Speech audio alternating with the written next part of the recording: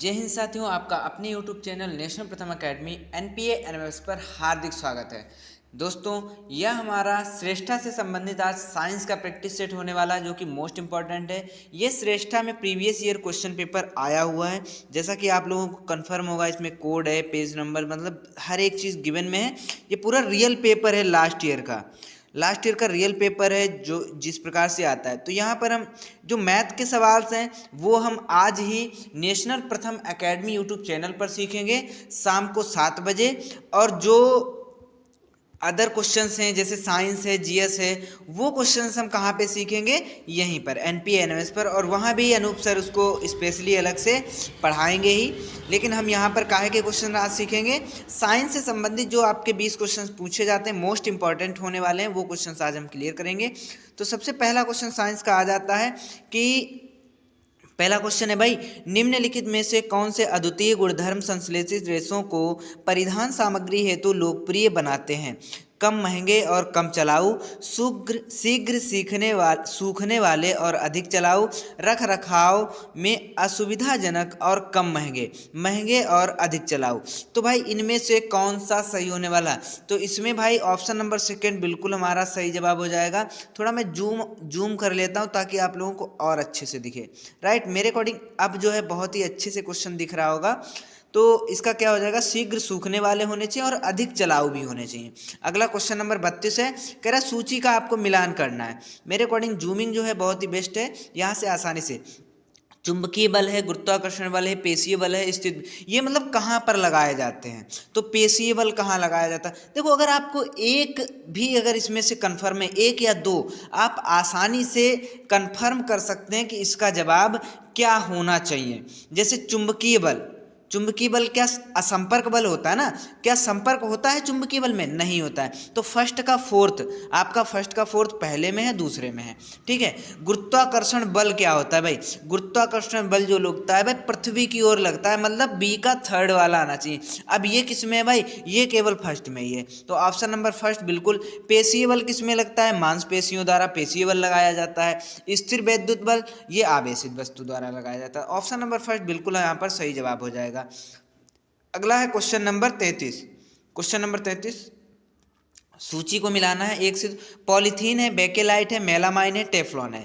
तो इनसे क्या क्या चीज़ें बनती हैं? स्विच, नॉन स्टिक बर्तन, मतलब ना चिपकने वाले बर्तन, थर्मोप्लास्टिक है, फर्श की टाइल है। तो ये कौन से किससे क्या बनता है? तो अगर आपको इसमें एक भी चीज़, जैसे आपको कन्फर्म होगा बेकेलाइट, राइट, बेकेलाइट से क्या बनता है?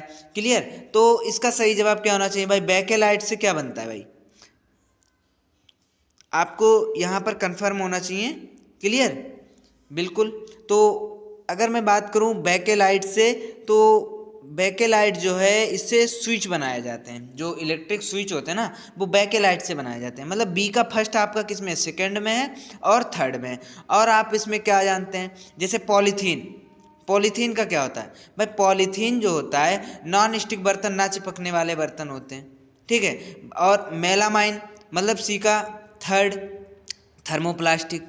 उसके बाद टेफ्लॉन, फर्श की टाइलें। टेफ्लॉन क्या होता है भाई? फर्श की टाइलें। तो इसका ऑप्शन नंबर सेकेंड बिल्कुल मेरे अकॉर्डिंग सही जवाब होना चाहिए। ऑप्शन नंबर सेकेंड बिल्कुल यहाँ पर सही जवाब हो जाना चाहिए भाई। अगला क्वेश्चन देखते हैं, क्वेश्चन नंबर 34। क्वेश्चन नंबर 34 क्या है?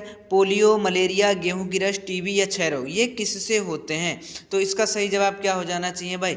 ऑप्शन नंबर कौन सा सही होना चाहिए? ए का पोलियो किससे होता है भाई? जीवाणु से होता है। अगर मलेरिया की बात करें तो मलेरिया विषाणु से होता है। तो ए का थर्ड, बी का सेकंड किस में है? ऑप्शन नंबर फोर्थ में है। ऑप्शन नंबर फोर्थ बिल्कुल हमारा सही जवाब हो जाएगा। अगला क्वेश्चन देखते हैं भाई। अगला क्वेश्चन है, वाहनों द्वारा वायु प्रदूषक उत्पन्न होते हैं। धुआं, धूम, कोहरा, carbon, carbon monoxide, argon carbon, carbon dioxide, carbon neon, या कार्बन डाइऑक्साइड, नाइट्रोजन ऑक्साइड, या धुआं। तो इसका सही जवाब हो जाएगा कार्बन डाइऑक्साइड, नाइट्रोजन ऑक्साइड और धुआं। ऑप्शन नंबर फोर्थ बिल्कुल यहाँ पर सही जवाब हो जाएगा। क्वेश्चन नंबर 36 की अगर हम बात करें, वन जीवन, पौधों और जंतु संसाधनों और उस क्षेत्र के आदिवासियों के पारंपरिक ढंग से जीवन यापन हेतु विशाल संरक्षित क्षेत्र कहलाता है। राष्ट्रीय उद्यान, जैव मंडल, आरक्षित क्षेत्र या वन्य जीव अभ्यारण्य या भौगोलिक आरक्षित क्षेत्र। तो इसका सही जवाब क्या होना चाहिए भाई? जैव मंडल आरक्षित क्षेत्र। सेकेंड ऑप्शन बिल्कुल यहाँ पर सही जवाब हो जाएगा। सेकेंड ऑप्शन बिल्कुल यहाँ पर सही जवाब होना चाहिए। अगला है भाई, सूची को आपको मिलाना है। अग्नाशय, थायराइड ग्रंथि, अंडाशय, एड्रिनल। तो ये कौन से मतलब हार्मोन्स स्रावित करते हैं? तो इसका सही जवाब क्या होना चाहिए भाई? किसी एक का भी अगर पता है, जैसे अग्नाशय से इंसुलिन, राइट। थायराइड का क्या होना चाहिए? थायरोक्सिन। तो बी थर्ड किस में है? 2 में है। और ए फोर्थ किस में है? 1 में है। ऑप्शन नंबर सेकेंड वाला बिल्कुल यहाँ पर सही जवाब। इसमें इसी प्रकार से क्वेश्चंस को हम सॉल्व कर सकते हैं भाई। अलैंगिक जन्म से संबंधित कथन पहचानिए। केवल सूक्ष्म जीवों में पाया जाता है। हाइड्रा में मुकुलन अलैंगिक जनन का उदाहरण है। डॉली भेड़ का क्लोन अलैंगिक जनन द्वारा बनाया गया, या द्विखंडन एक प्रकार का अलैंगिक जनन है। तो इसका सही जवाब हो जाएगा भाई, हाइड्रा में मुकुलन अलैंगिक जनन का उदाहरण है। बिल्कुल सही बात है। द्विखंडन का प्रकार एक अलैंगिक जनन है। ऑप्शन नंबर फर्स्ट बिल्कुल यहाँ पर सही जवाब हो जाएगा। क्वेश्चन नंबर 39, कौन सा एक कोशिकीय जीव है? WBC, अमीबा, पैरामीशियम, मुर्गी का अंडा, आलू की कोशिका। तो इसका सही जवाब क्या होना चाहिए भाई? एक तो अमीबा बिल्कुल सही है और एक पैरामीशियम बिल्कुल सही है। ऑप्शन नंबर बी और सी, ऑप्शन नंबर फोर्थ बिल्कुल सही होना चाहिए। अगला क्वेश्चन है भाई, कह रहा है कि 2 कथन है। पहला है, सल्फ्यूरस अम्ल नीले लिटमस पत्र को लाल में बदल देता है। कारण है, धातुओं के ऑक्साइड अम्लीय प्रकृति के होते हैं। तो उपयुक्त कथन के आलोक में नीचे दिए गए विकल्पों में सबसे उपयुक्त चयन मतलब उत्तर का चयन करना है। तो इसका क्या जवाब होना चाहिए? देखिए, ये दोनों सही हैं और आर जो है वो एक ही बिल्कुल ही सही व्याख्या है। ऑप्शन नंबर फर्स्ट बिल्कुल यहाँ पर सही जवाब हो जाएगा भाई। अगला क्वेश्चन है, सेम वही अभिकथन है, राइजोबियम जीवाणु मटर के पौधे की जड़ ग्रंथिकाओं में पाया जाता है। राइजोबियम जीवाणु लेग्यूम पौधों में नाइट्रोजन का स्थिरीकरण करता है। तो इसका जवाब क्या होना चाहिए? यहाँ भी सेम है, बिल्कुल ही सही जवाब है कि इसमें दोनों सही हैं और जो आर है वो एक ही सही व्याख्या है भाई। अगला है, क्लोरोफ्लोरोकार्बन जो कि CFC है, कार्बन डाइऑक्साइड, अप्रतनाशी, वहिताल। तो इसको आपसे मिलान करना है। तो इसका मिलान कीजिए, क्या होना चाहिए? क्लोरोफ्लोरोकार्बन एरोसोल फुहार, बिल्कुल। कार्बन डाइऑक्साइड पौधा घर गैस।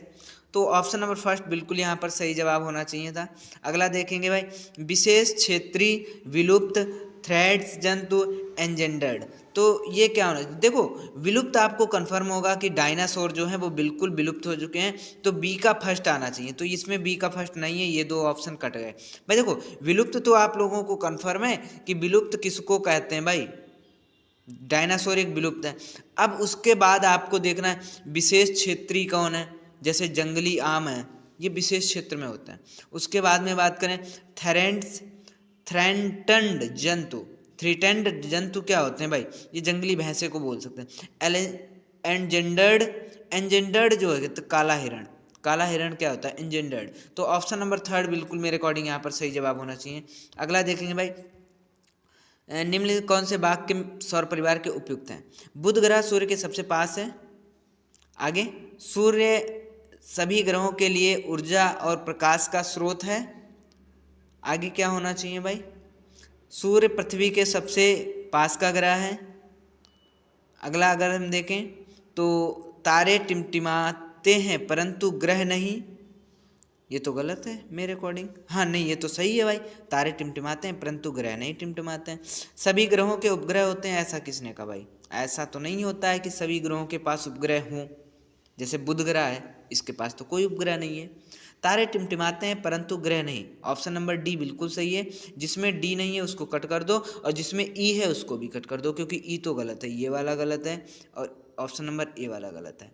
अब देखिए, सूर्य सभी के पास का, सूर्य पृथ्वी के सबसे पास का ग्रह है भाई, ये भी गलत है। ऑप्शन नंबर सी जिसमें है भाई, ये भी गलत हो जाएगा। ऑप्शन नंबर बी बिल्कुल हमारा सही हो जाएगा। कुछ बाई ऑप्शन कट करके भी हम जवाब दे सकते हैं भाई, कुछ जो है बाई ऑप्शन कट करके भी जवाब दिए जा सकते हैं। दहन एक रासायनिक प्रक्रिया है जिसमें केवल ठोस ईंधन का दहन होता है। ऐसा तो नहीं है भाई, ठोस ईंधन का दहन क्यों होता है भाई? हर किसी का। ऊष्मा का उत्सर्जन होता है, बिल्कुल सही बात है। ऑक्सीजन की आवश्यकता नहीं होती भाई, बिना ऑक्सीजन तो आप दहन कर ही नहीं सकते, ये भी गलत है। मतलब सी वाला गलत है, ए वाला गलत है। तो मतलब डी प्रकाश उत्पन्न होता है, बिल्कुल भाई प्रकाश उत्पन्न होता है, मतलब बी और डी बिल्कुल यहाँ पर सही है, बी और डी बिल्कुल यहाँ सही है। प्राकृतिक रेशे पहचानिए, रेयान, कपास, नायलॉन, एक्रिलिक। तो भाई प्राकृतिक रेशा क्या है, कपास है, नेचुरल है, बिल्कुल। अगला क्या है भाई, निम्नलिखित में से किसका प्रयोग संपरीक्षित की जांच के लिए नहीं किया जाता है, प्रकाश उत्सर्जक डायोड, विद्युत इस्त्री, विद्युत बल्ब, चुंबकीय सुई। तो इनमें से कौन सा सही जवाब हो जाएगा, विद्युत इस्त्री। क्या होगा भाई, विद्युत इस्त्री, ऑप्शन नंबर सेकेंड बिल्कुल हमारा सही जवाब हो जाएगा। घर्षण न होने पर गतिशील वस्तुएं नहीं रुकेंगी, दीवार पर कील गाड़ा जाएगा, श्याम पट पर चाक से लिख सकेगा, भवन निर्माण कार्य संपन्न हो पाएगा। तो घर्षण नहीं होने पर क्या होगा, जो गतिशील वस्तुएं हैं वो नहीं रुकेंगी भाई, वो नहीं रुकेंगी, क्योंकि जब घर्षण ही नहीं होगा तो उसका वेग समान रहेगा, तो वो चलती रहेंगी। ऑप्शन नंबर फर्स्ट बिल्कुल यहाँ पर सही होगा। क्लियर है। अगला देखेंगे, सेल रासायनिक पेट्रोल रासायनिक पदार्थों का उपयोग निम्नलिखित में से नहीं होता है, नायलॉन, पॉलीथीन, डिटर्जेंट, यूरिया। तो इसका सही जवाब हो जाएगा यूरिया, ऑप्शन नंबर फोर्थ बिल्कुल यहाँ पर सही जवाब हो जाएगा। अगला और साइंस का लास्ट क्वेश्चन है, किस वैज्ञानिक ने बेसिलस एंथ्रेसिस जीवाणु की खोज की, Alexander Fleming, Edward Jenner, Louis Pasteur, Robert Koch. तो भाई Robert Koch, option number fourth बिल्कुल हमारा सही जवाब है। आज की क्लास कैसी लगी है तो प्लीज़ कमेंट करना ना भूलें, और अपने दोस्तों तक जरूर शेयर किया करें, और क्लास को लाइक जरूर किया करें भाई, क्लास को जो है लाइक जरूर किया करें। देखने के लिए बहुत बहुत धन्यवाद।